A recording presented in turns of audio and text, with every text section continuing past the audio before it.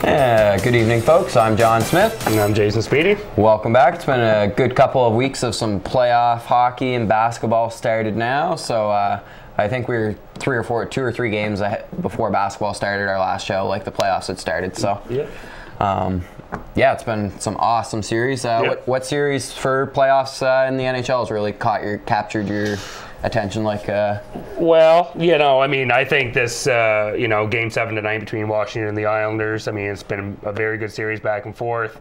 That's kind of what piqued my interest, of course, with the Canadian teams, Calgary, Vancouver, Ottawa, Montreal, those series, got a lot of attention locally, a lot of buzz and stuff like that. A lot of Montreal fans around here, and what the Senators were able to do there towards, make their push to the playoffs and stuff really, got a lot of momentum and support for their team, and not only that, they had an assistant coach pass away, so they were playing for something. Well, as a person, you get a little bit of sentimentality, and you kind of pull for a team going through something like that. So for me, I think Game 7 tonight between Washington and the Islanders, Tavares, Ovechkin, for me, those are two of the top 6-7 players in the league, so it'll be exciting. Yeah, I can't wait. I did pick the Islanders. So it's the West kind of made me look foolish with my picks. So in the West, Anaheim wiped out Winnipeg. It was a 4 straight. I did pick Winnipeg going through almost to the Stanley Cup Finals. I had them going to the conference finals.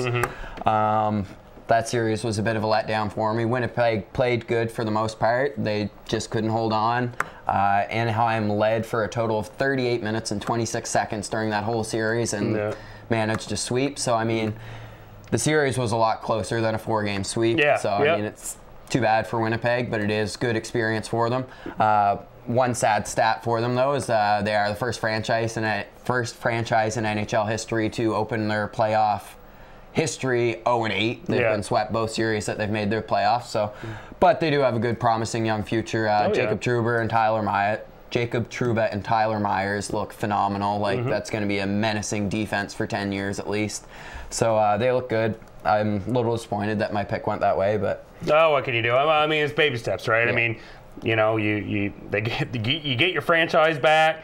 You start filling out the arena. You make the playoffs. You get a little bit of arena too. Oh yeah, the fan support was crazy. You should expect nothing less. But you make the playoffs. You go in as the 8th seed. The numbers indicate the series was a lot closer than a 4-0 sweep.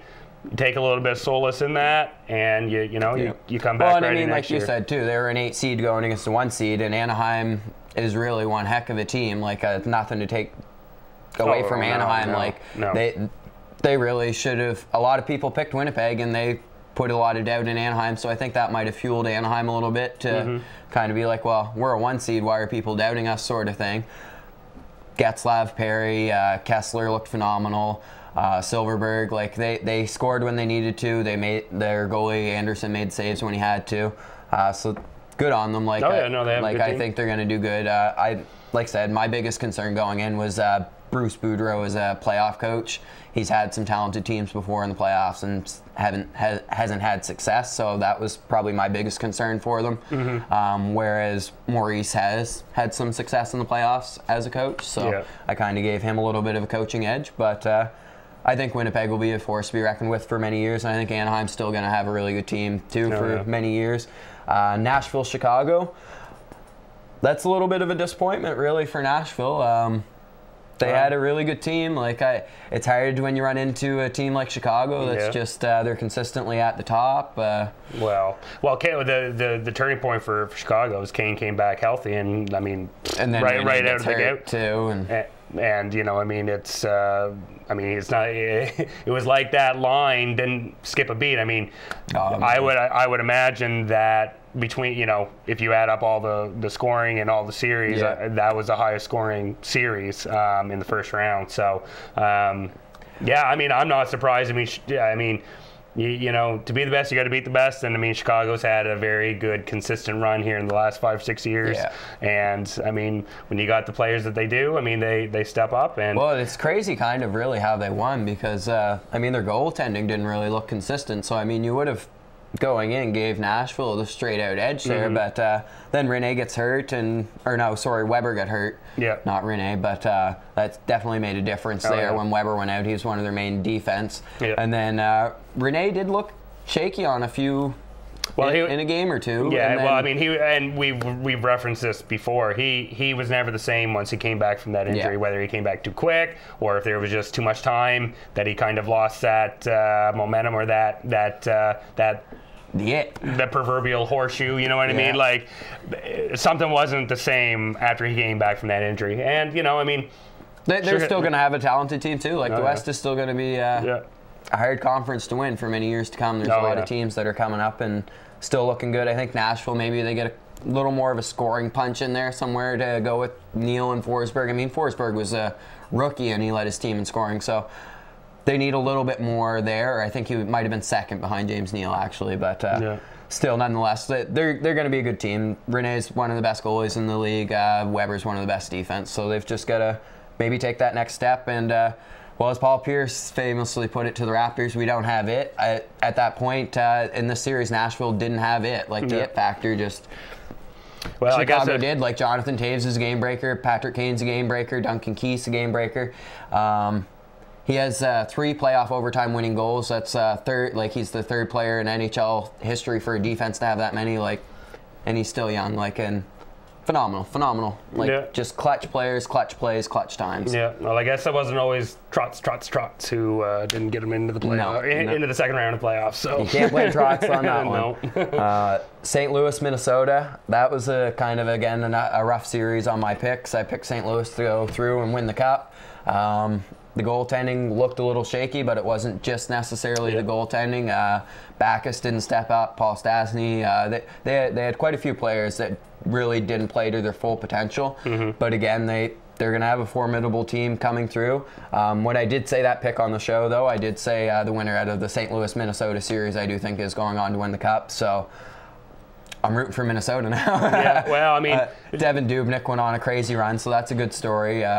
Vezina finalist. So and he came 49 games or something in a row like that he played, and he lost 6 of them or something. It's just phenomenal. So better goaltending, and I mean, Minnesota was a better team in the series. Jake Allen, more or less a rookie goaltender, getting his feet wet in the playoffs. I mean, nothing to take away from the season that he had. I mean, short on expectations, but it's not the first time St. Louis Blues as a team fell short on expectations. So I mean, there's going to be some changes there. I imagine they're probably going to get rid of Hitchcock. That's a couple of seasons in a row that he's faltered in the playoffs, and you know how it seems to work in hockey. Someone's always got to fall on the sword, and it usually is the head coach. But so I do think Minnesota's going to make it through. Just they've got a ton of depth up front, and they've got good solid defense. They play a good system. That Calgary-Vancouver series, that was an awesome series. Like just back and forth, really. I picked Vancouver. I really thought experience would have done something for them, but after now this series is over, they're 2-15, I think, in their last 17 playoff games since they blew their 2-game lead in Boston or whatever, where they needed to win 1 game and Boston come back and beat them in Vancouver and come back and beat them in Boston. They've lost their momentum. They've lost their mojo.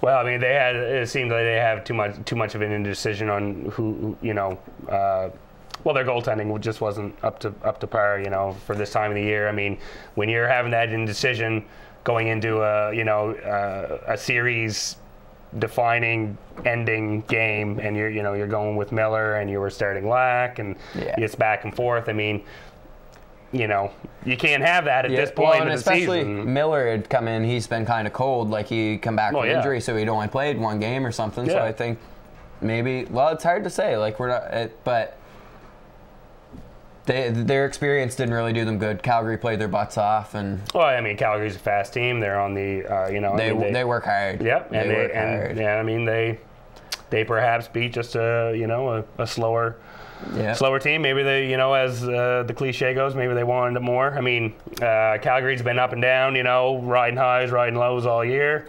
Yeah, but we'll see what they can bring with They are Anaheim. defying analytics really right now, though. Just 44% puck possession, I think it was, to finish the regular season. Like, nobody had even predicted them to make the playoffs. They were in the bottom 5 of most people's picks. So yeah, that's why you play the games. Yeah, exactly. Otherwise, numbers would be pretty boring. Yeah, and really, Calgary did this without their best player right now. Giordano is still out with injury, so it's they worked their butt off, and this is just gonna. I really think this will help them with their development going forward as well. Just all these players now have we went on this, and we've done this before. Like they have something to look back on, just to. I mean, young. Oh, exactly, and that's it. I mean, you got young players starting out. I bet Sam Bennett feels a lot better about his career right now than Jordan Eberle does. Yeah. I mean, and you get that cohesiveness. You kind of go through, the ups and downs of the playoffs. I mean, maybe they don't have any downs. Maybe they go right to the cup. I mean, I don't see that happening necessarily. But you get the experience. Maybe that can draw, a top-notch free agent. You know what I mean? Because, Calgary, obviously, the last few years hasn't done anything. Really wouldn't have been considered a destination for top free agents. But maybe this, the future has people out west. Well, there will probably be a movement through some teams like Boston, Pittsburgh, San Jose. These teams that had lofty expectations that really and now they're up against the salary cap wall. And Connor McDavid. I know a lot of people were upset that Edmonton ended up winning that draft lottery. A lot of people said they didn't deserve to win that draft lottery. They've been an inconsistent team for the last 6 years. They've had 4 of the last 6 top draft picks now, if you include this one. I did read an interesting article, though, that pretty well stated they chose the best player in the draft. The only real draft mistake that you could probably argue against would have been Yakupov. They probably should have picked a defense there like Trouba or Morgan Rielly instead of a Yakupov. Just not even necessarily that Yakupov's going to be a bad player. It's just they had a lot of that same mold. So that could have been considered a draft mistake. But Taylor Hall versus Tyler Seguin. Seguin has 19 more points, but he's played 55 more games, and you can argue on a better team all the time. Oh, yeah. And then I think it was Landeskog versus Ryan Nugent-Hopkins. I think they were the same year. They have pretty close to the same numbers, and Nugent-Hopkins has battled injuries. So I think McDavid, though, is really going to make shift over in Edmonton. He's a generational player. I think these guys that are around him are already talented, so I think he'll just really bring out that talent. I don't know if it'll necessarily be the first year, but... Well, I think what Edmonton needs to think about is unloading some of that young potential talent and getting some difference makers on the defense and in goaltending. They need to kind of start backwards out. You know what I mean? But now I think with that pick and with that potential going forward, I think it's definitely going to help them with people wanting to come play there. Possibly, if he ends up being as good of a player as he's projected to be, a lot of people are going to want to play with one of the best players in the world, if he's going to lead you to that. So I think that could also help them with maybe getting in a good defense and a good goalie. Well, the thing is also, you touched on, yes, Edmonton's had some top picks over the last few years. But, the media nowadays isn't what it was 20 years ago, where you had a talent like the Lemieux and the Gretzkys and the Crosbys, the Ovechkins, the Malkins. These guys were legitimate, gonna make the team, can't miss, difference makers right from the get-go. McDavid seems to have that, whatever that is, that those predecessors have. But you can't blame these young kids like Nugent-Hopkins and Yakupov and stuff just because they haven't not scoring 80 points this season, because they're still young, they're still developing. And the fact is, if Edmonton had a competitive good team, maybe they wouldn't have been thrust into the spotlight quite so quickly, and put that pressure on. And they might have had a couple more years in the minors or something to develop their game. That's right, and you don't know how kids are going to react to that type of pressure. Edmonton is a hockey, crazy staple. Market, and you know, some people deal with that sort of pressure and those expectations differently, and maybe it's going to take a little bit of time. But I mean, I think it's in their interest to try and sell low, maybe on some, you know. I don't know who that would be, but I mean, I'd probably go for like a Yakupov or Eberle, one of those guys, and try and get paired up with somebody and get into defense. Eberle seemed to take a little bit of a step forward this year. I mean, I think Taylor Hall could probably net you a pretty good return, but because I mean he is established, and I mean he seems to have a good attitude, works hard. I mean, a little bit of a injury history, obviously, but he could probably get you a good return. They picked up a good GM too, or GM and I think hockey operations, and Peter Chiarelli. Like Boston let him go just because they didn't make the playoffs pretty well. Like you said, somebody's got to fall on the knife. But what a hockey mind! He led them to President's Trophy, Stanley Cup, two Stanley Cup finals. Yeah. Oh yeah, it's a good pickup for Edmonton. I don't get it. I mean, you make the playoffs eight of the last 9 years. I mean, like you just said. I mean, you make the Stanley Cup. You win the Stanley Cup. You make the finals a couple times, and I mean, you have competitive teams. You go deep into the playoffs every year. Yeah, you got stuck up against the salary cap this time. He did make two very bad trades, but you can't the Sagan trade and the Johnny Boychuk trade. But I mean, you can't tell me that he just made that decision all by himself. Yeah. Like, I love Cam Neely, but I mean, I can't imagine that he didn't have some sort of say in on it. You know what I mean? Yeah. I mean, I mean, maybe he did. I mean, I would just be hard pressed to believe it, I guess. Yeah. But that's all. But I think Edmonton, though, is going to be maybe not next year, possibly the year after if they can bring in a couple more players. Oh, you never know. You know, I mean, quick turnarounds and things like that. So we'll just go through a quick. Montreal is going to face the winner of Tampa Bay Detroit. Who do you think wins Tampa Bay Detroit? Oh, I would imagine, you know, Detroit's up 3-2 right now. I would say I would like to see. I see that going Game 7, but I see Detroit winning actually. Yeah. Well, Mike Babcock's one heck of a coach, really. He's and where's Mrazek come from, really? Like he was so inconsistent coming into the playoffs, and then he shut out the highest scoring offense 2 out of the 5 games now. Well, that's my question. I mean, yes, he's played well, and Detroit's played well. I mean, obviously, where's Tampa been? You know, from the games I've watched of that series, though, Detroit has not given them any space to move at all. Like they haven't had any chance to get a flow going. Mrazek is one of 3 goalies, I believe, if I read this, to start in his opening, like his rookie playoff series, and shut out 2 of the first 2 of the games in the series, so that's pretty cool. Tampa Bay had only been shut out 3 times this season. He's been all 3 of them.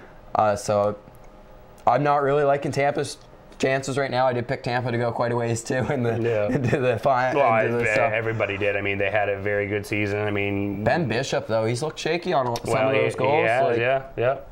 And I mean, you can only muster so much when you're always playing from behind, you know. So I mean, I agree with you. I think Detroit will take that series. Detroit. I mean, it's in Detroit tonight. So I mean, if Tampa comes out wins, I mean, then you got a Game 7 to Tampa. I mean, then it's possible. I mean, anything can happen in a Game 7. So you know, I mean, it's. But I mean, I would say, I mean, obviously, I mean, Tampa's on their heels here tonight, and you know. So then, if you have Montreal, Detroit. Yeah, I think Montreal's going right to the finals. I mean, yeah, I could see it. The only thing I'm really worried about with Montreal is right now, so far, their best player besides Price and Subban has been Dale Weiss for their forwards. That's you're not going to win a Stanley Cup with Dale Weiss as your best forward. So.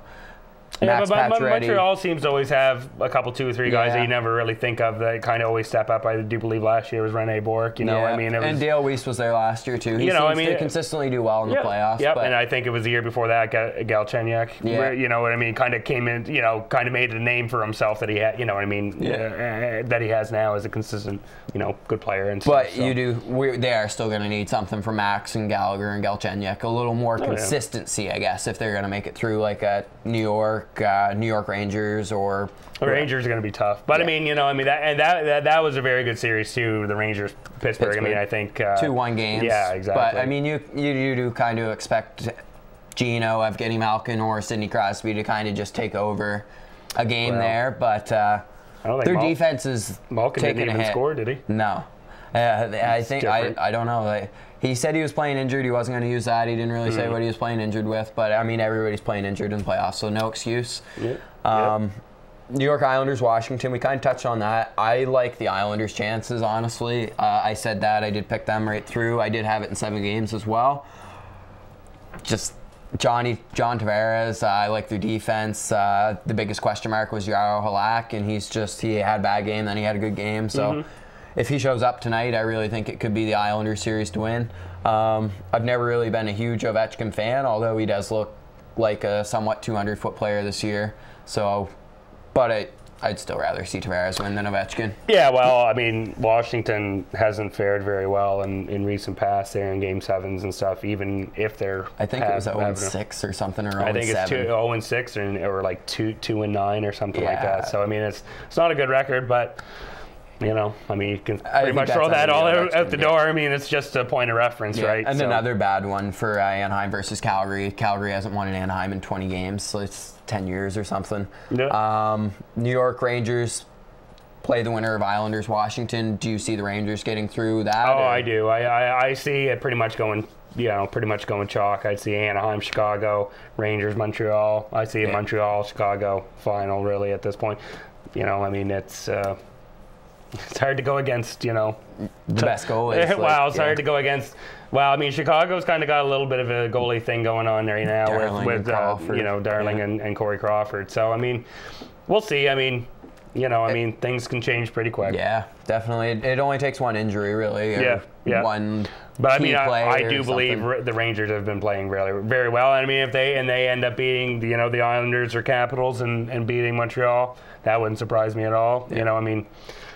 Yeah, well, I mean, they're reloaded. The biggest question with me with the Rangers going in, like I said, I think before, was just Nash's playoff history. He's never really been a clutch playoff performer. He's been a really good regular season guy, and he had a good season this year. I mean, he really kind of, you know, came back into his own as one of the premier players in the league. He's really hadn't lived up to the expectations in the contract since he got traded to the Rangers, but.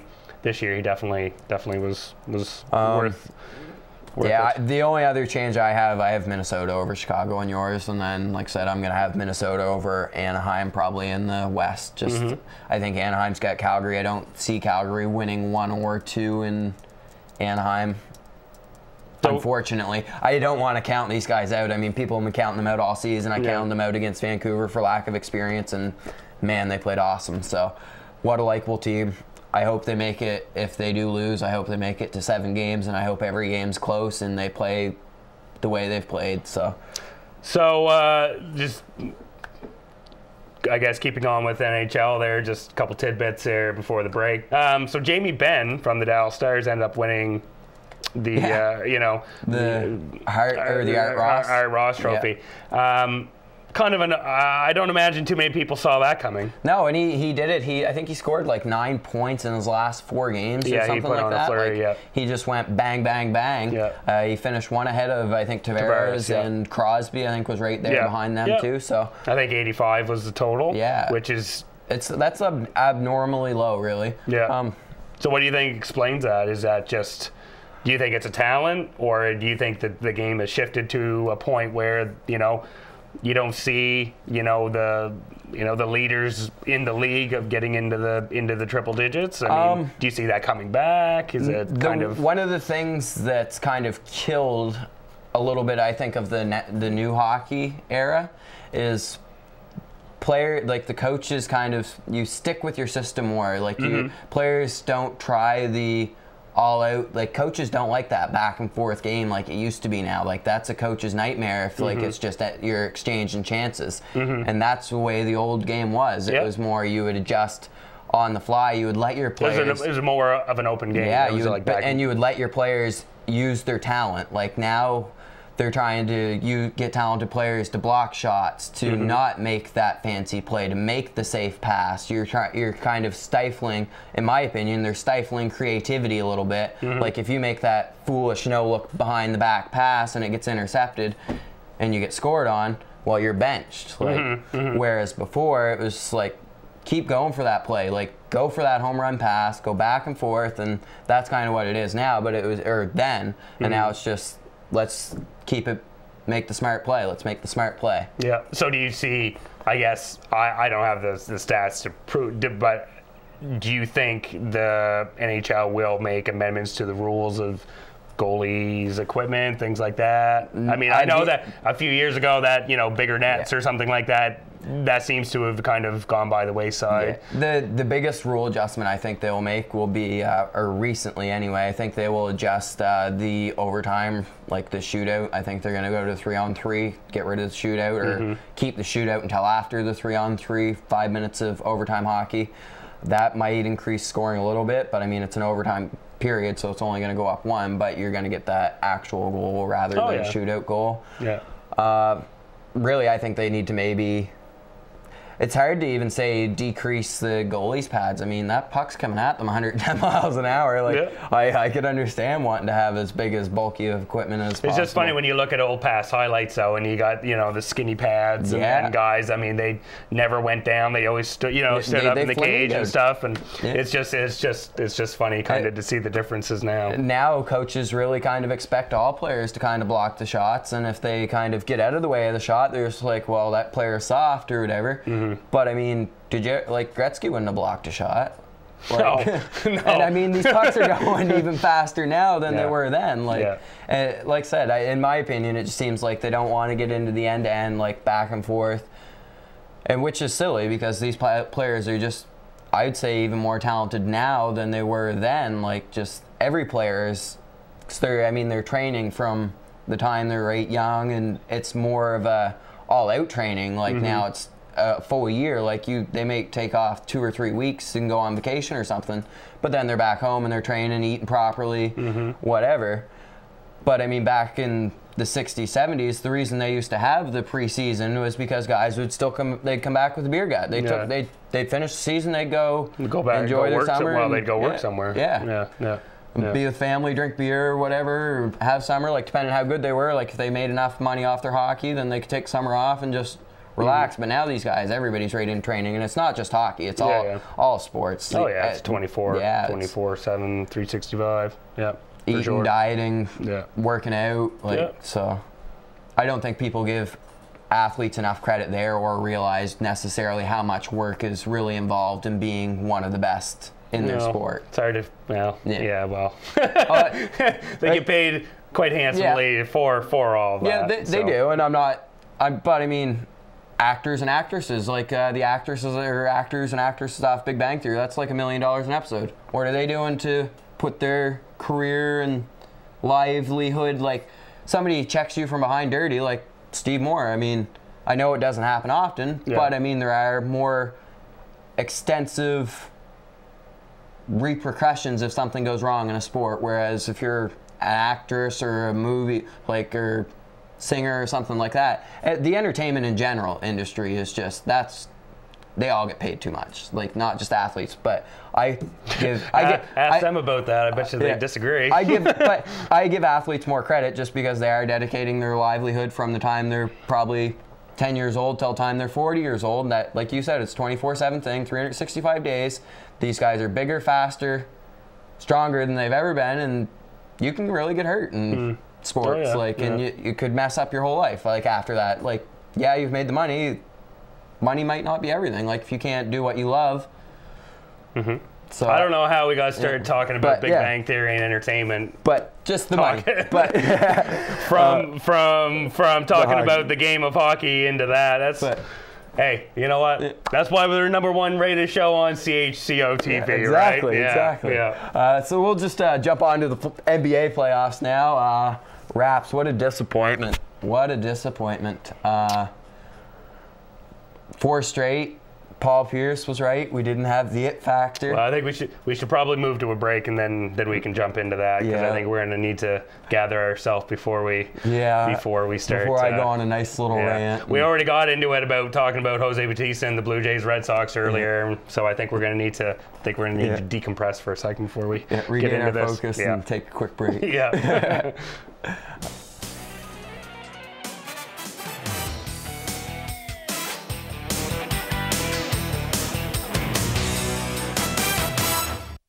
At Fredericton Nissan, they're proud to say most of their staff have been here for over 20 years. So you know you're dealing with an experienced and trusted team of professionals in both sales and service. fixing it right the first time. That's what it takes to be a Nissan technician. Drop by Fredericton Nissan at 580 Prospect Street and discover why Nissan is the fastest growing brand in Canada. Today, we bring you the first part of our global broadcast exclusive conversation. The streets of Tahrir have once again been filled. Key issues here at the United Nations Climate Change Conference remain unresolved. Police are saying the protesters to move further and further away. I'm Amy Goodman. And I'm Juan Gonzalez. And those are some of the headlines. This is Democracy Now!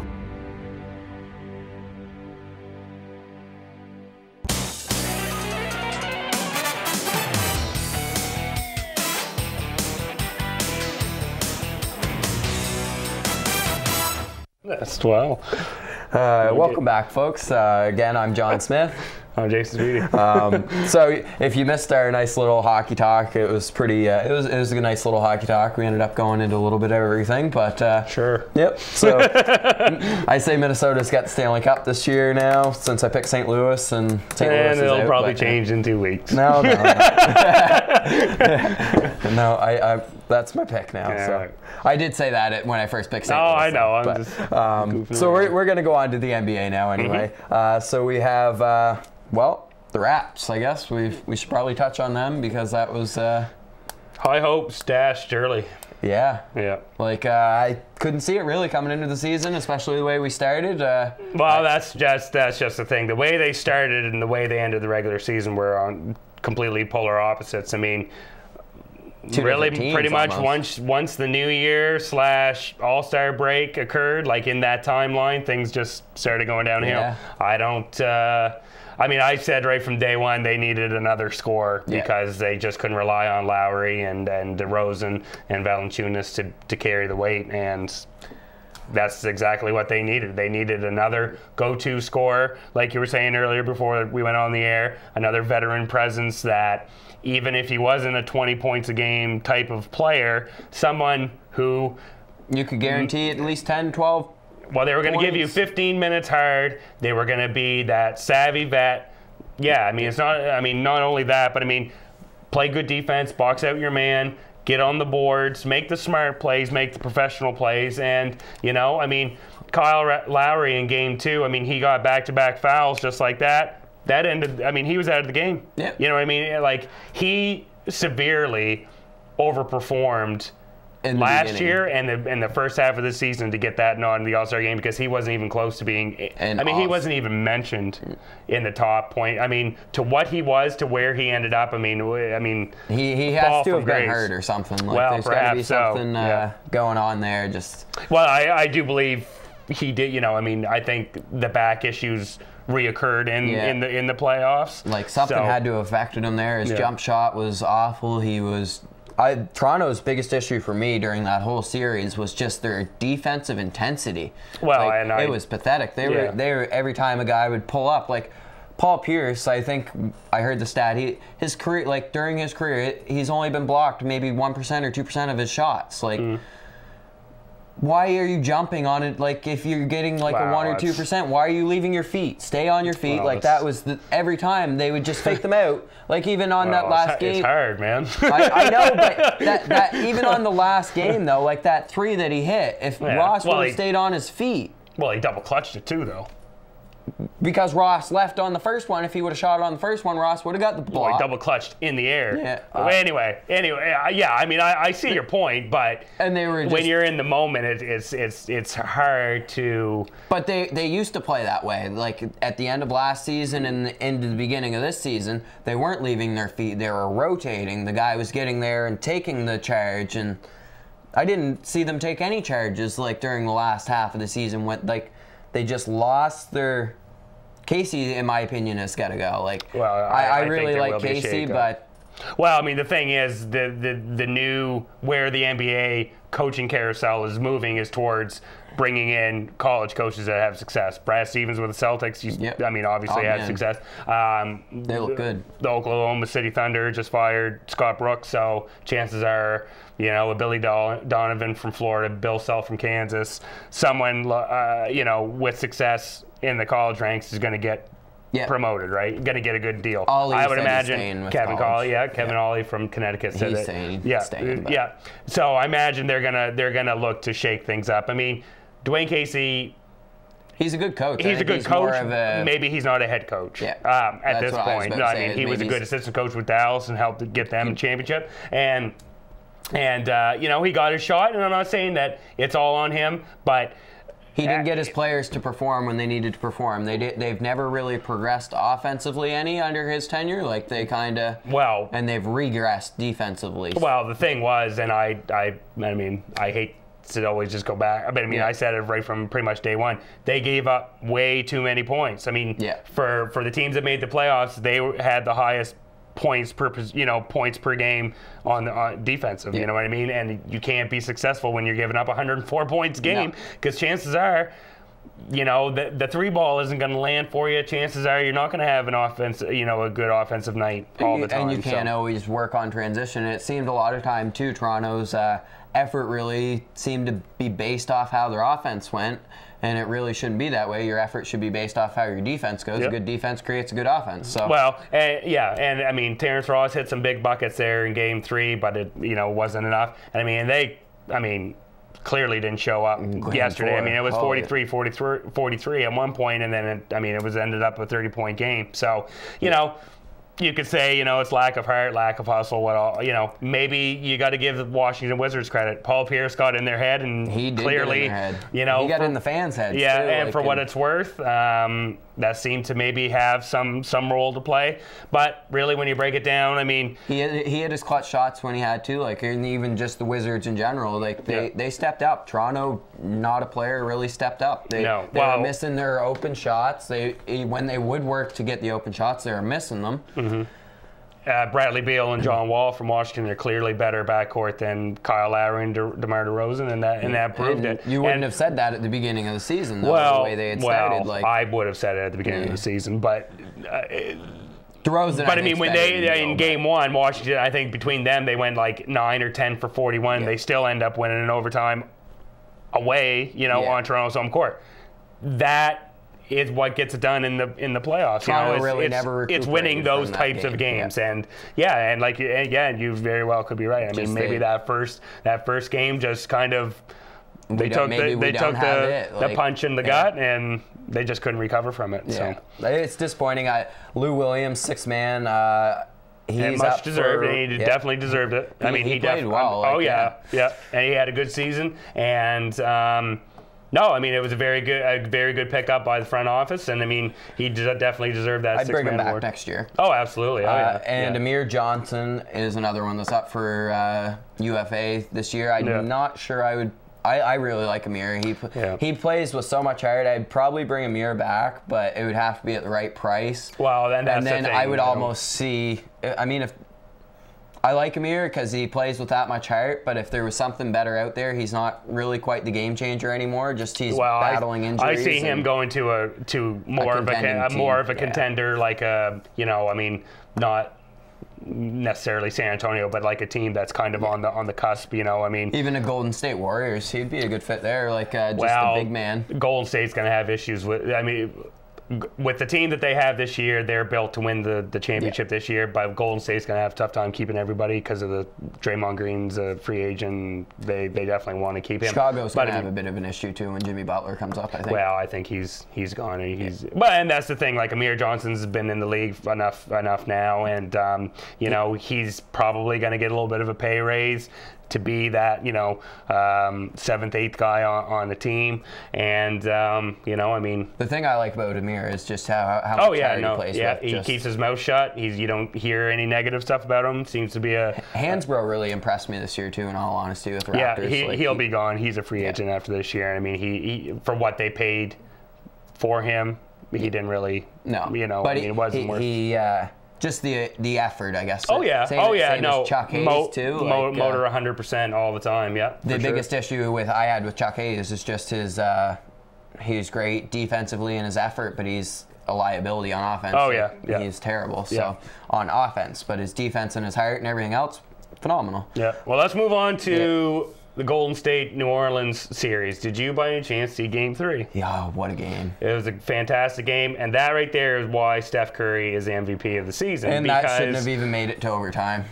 Well, the NBA has even come back and said that it shouldn't have. Well, I mean, he got clobbered on it. Yeah, Byron Curry makes his free throw. Yeah, well, most likely. I mean, he's like a 94% shooter, so I mean, chances are. But as a basketball fan, I was glad to see it. I was glad to see it went to overtime. But I mean, to be down 17 with 7 minutes left on, in the fourth quarter. But I mean, yes, I mean, as I proclaimed Steph Curry there, the next coming of God. Oh man, phenomenal. But. New Orleans, I don't know what happened to they could not rebound the ball. I mean, every shot that went up, the ball just bounced right to Harrison Barnes or Draymond Green. Do you say it's more of a New Orleans choke or a Golden State steal? Well, I mean, I think, I think you need certain luck, if you will, to be successful in the playoffs. And I mean, they scored 54 points, I think it was, in 12 minutes or something like that. That's 3 points per minute. I mean, that's just insane. I mean, but more than that. So I mean, it's I mean, I would hate to say New Orleans choked. I mean, they had to put so much into just getting into the playoffs.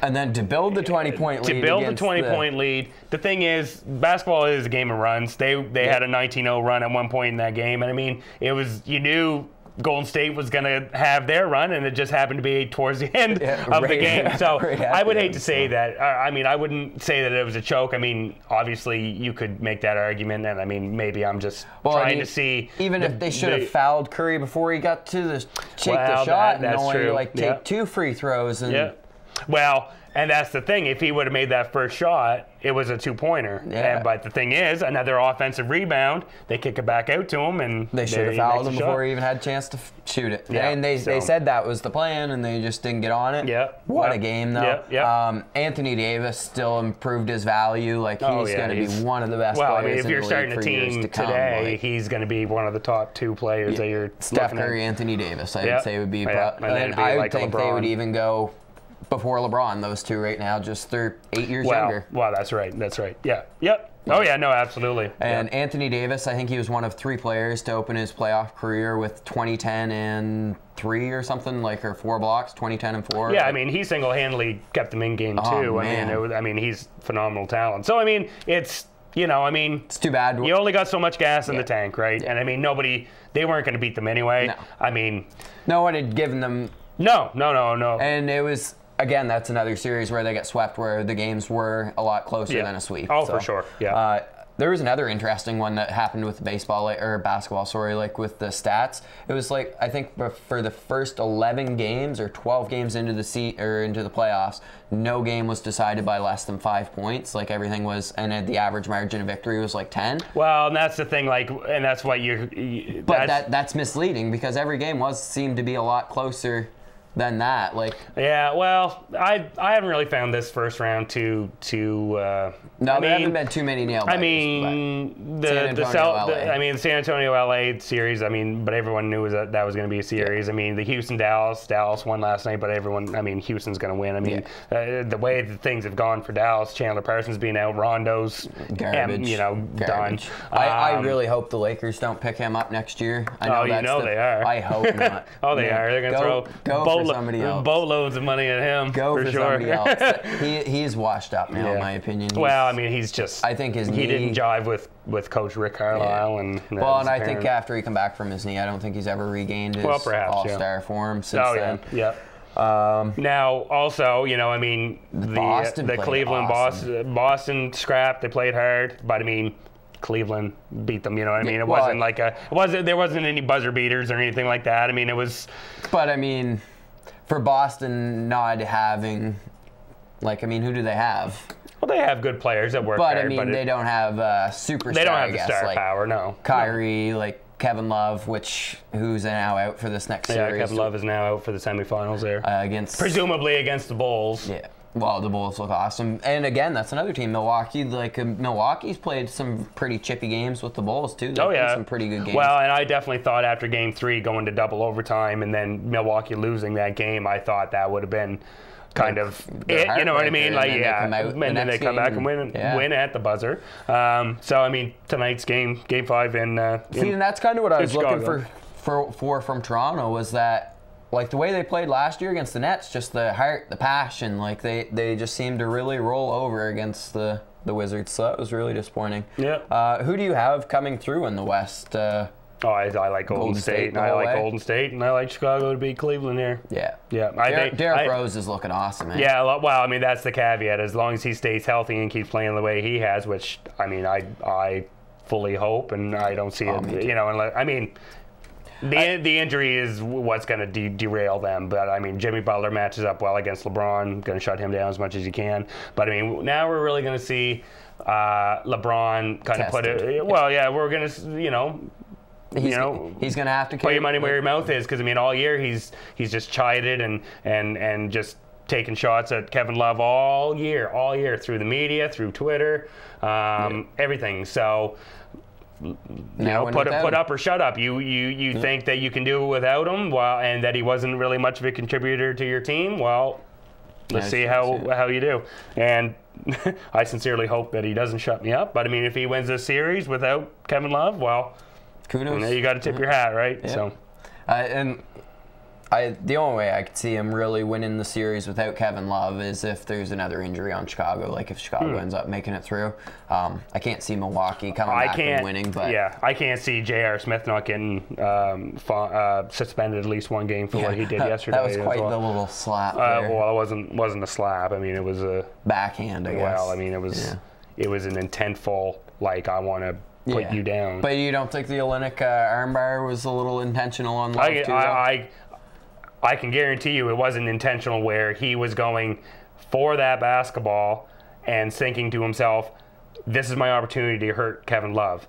He's going for the ball, so is Kevin Love. They get tangled up, yes. But when he pulls back a little bit, he's just trying to get more of an advantage to get closer to the ball. He's not thinking, I hope I hurt Kevin Love and put him out of the game. I mean, you got two dogs going for the same ball. I mean, one of them's going to get pushed out of the way. Now, it just so happens that, yes, Kevin Love did get hurt. That stuff happens. I don't think there's an intent in Kelly Olynyk. What did you think of the Perkins screen? You must have seen that, the running screen that he set on. Well, the guy's a tool. He's arguably the worst player in the NBA, like literally arguably the worst player. And I mean, he's just a thug. I mean, he's been nothing since his days with the Celtics. I love to have a player like that on my team, though. Just to kind of. But what purpose does it serve? I guess, you know, like it makes them think a little bit twice about coming near. Oh, I doubt that. I don't know. It's kind of. I think it's kind of like the McSorley effect. Jay Crowder didn't really sit there and seem too intimidated. He got right up in his face, and you know what I mean, like. But see, that's the thing. Like these guys that act tough on the court, like the Kevin Garnetts and the Kendrick Perkins and stuff. Yeah. You know what I mean? Step to them and. You know, see what they do. We'll see what they do. You know what I mean? Like the good old days of, you know, kicking butt and taking names. You know, haymakers and stuff. You know, those days, those don't really happen too often. You know, and that's the thing. Like, it's probably good, but it's it not is. Quite as entertaining. Yeah, no, I mean for sure. And I mean, I remember a few years ago, Carmelo got into a scrap. He took a swing and then got behind people like hold me back, and it's like.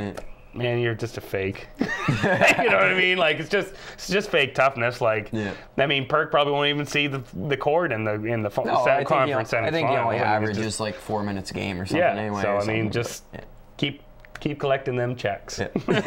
That's all. So who do you have? Golden State over Chicago too in the finals? Yeah, I don't see Golden. I mean, I got Proline winning money on Golden State, so I'll stick with them. Yeah. They're phenomenal team. Steph Curry, MVP award to lose. Oh yeah, for sure. Like, yeah. I mean, it'll be a travesty if he doesn't get the MVP. If he doesn't get rewarded for what his team and what he's done this year. I mean, he's single-handedly, and that's the thing. Like the difference between LeBron and stuff. And I mean, LeBron's probably is the best player in the league. Yeah. probably in the world. But I'm just like his whole shtick is just so tiresome. Like, and you never hear nothing. 2 years.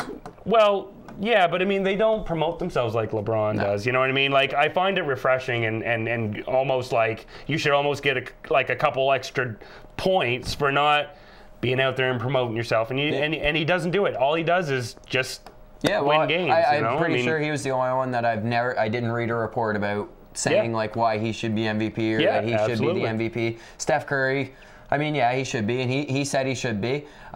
James Harden said he should be, and LeBron LBJ said he should be. Yeah. But, and Westbrook, so I mean, and there was Davis, who is going to be the best player in 2 or 3 years, in my opinion. He's going to be better than all these guys, and he's just didn't say anything. He's just block your shot. You stay out of my kitchen, man. Like. So switch to baseball here real quick. We're going to be wrapping up here in the next 7-8 minutes. So Josh Hamilton, we talked a couple weeks ago about his issues. He just got traded to the Texas Rangers for a bag of baseballs. Good trade for the Rangers, I think. Oh, good trade for the Rangers for sure. He's already commented that he's going back home. What were the Angels thinking, though? I mean, they're on the hook for, I think, like 76 of the $83 million that they still owe on that contract. So, I mean, they pretty well gave him away. They didn't want to deal with his issues, and which to me is a travesty. Like, this guy has so much potential. From what I've read, he's like a good guy, like well liked around.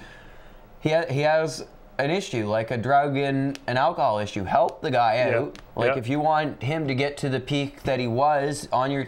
But obviously they didn't want that. They would rather pay him to go and play for a division rival than to have him on the team and try and get back to the level that he was. And you know what? I mean, perhaps he was never going to get and earn the $25 million he was.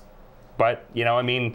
That's kind of on the Angels. Yeah. There was 29 other ball clubs that stayed away from Josh Hamilton. He was the only one. You know, they were the only ones that were throwing that money at him. So it's kind of looks good on him, to be honest. Me too. Oh yeah, no. I mean, and that's the thing. Like, yes, we get on here and talk about sports and stuff, but I mean, this is a real life, like a real life person. And I mean, he's made some bad decisions, and I mean, addictions isn't a choice. Yeah. You know what I mean? Like it's.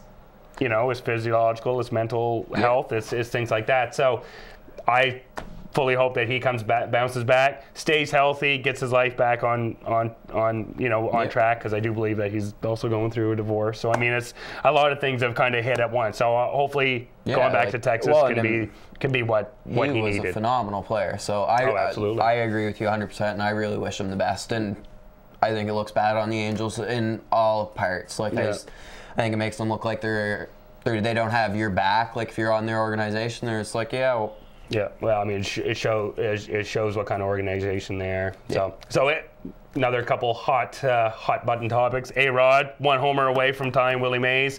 Yankees pretty much said we're not going to celebrate that too much, if at all. I think that is a kick in the face, and I think it's a kick in the face to A-Rod too that they try and get out of. I don't care if you sign the contract.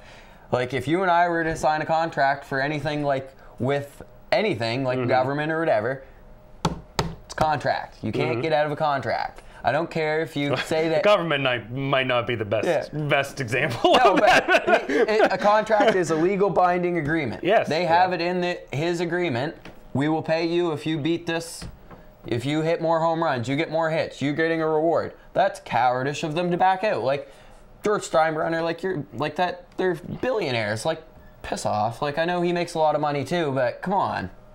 Like, it's in the contract. Yeah. And he still brings fans to the seats. Like, he's making the money. Yeah, he's gotten some support. You know what I mean? So I mean, it's not all been bad for A-Rod. So moving on, Pete Rose has been allowed to participate in this year's All-Star game, where it's being held and hosted, in Cincinnati. So, what's that been? 20 years now since he's been? Oh, at least. I remember. And that's another one that's a little foolish too. Like, I agree that he shouldn't have bet on baseball, but what's that have to do with him being in the Hall of Fame? Like what? Well, the thing is, even murderers have a sentence, and once they, go through that sentence, whatever it may be, some of them get released. And, what he did was wrong. I mean, he's been a little bit bullish on admitting to what he has done, and I mean, maybe some details are still kind of murky, but it's been at least 20 years. I think it's time to accept what happened and move on from that. And I think he deserves to be in the Hall of Fame. Yeah. Oh, yeah. Well, I don't think anybody disagrees whether he should or shouldn't be. It's just a matter of if he's not eligible, then you can't vote for him, right? So, I mean, I think this is good for baseball. I think Rob Manfred, the new commissioner, is making a good decision to allow him to be a part of the festivities because, I mean, he is a beloved, baseball icon. And Barry Bonds. Yep, conviction overturned, so we'll see what happens with that going forward with his Hall of Fame vote. I really hope that he gets it. I was tired of them harassing him in the... So what? Baseball players, baseball owners, baseball managers, they all knew the steroids were going on, and they tried to place it on him because he was the head of it, or whatever. He was the face. He was after McGuire and Sosa. They allowed it initially, and then when the heat got let's place they got it out on of him. the kitchen, as they say. I thought it was foolish, and it wasted a lot of taxpayers' money. We all knew that they were juicing. Didn't matter. Put fans in the building, so whatever. Yep. Anyway, folks, it's been a great night. We covered a fair amount of topics, and we'll see you in 2 weeks. Yep. And if you're going to host a bachelor or bachelorette party, don't hire local entertainment. Words for wisdom. Words of wisdom from Jason Speedy. Yeah.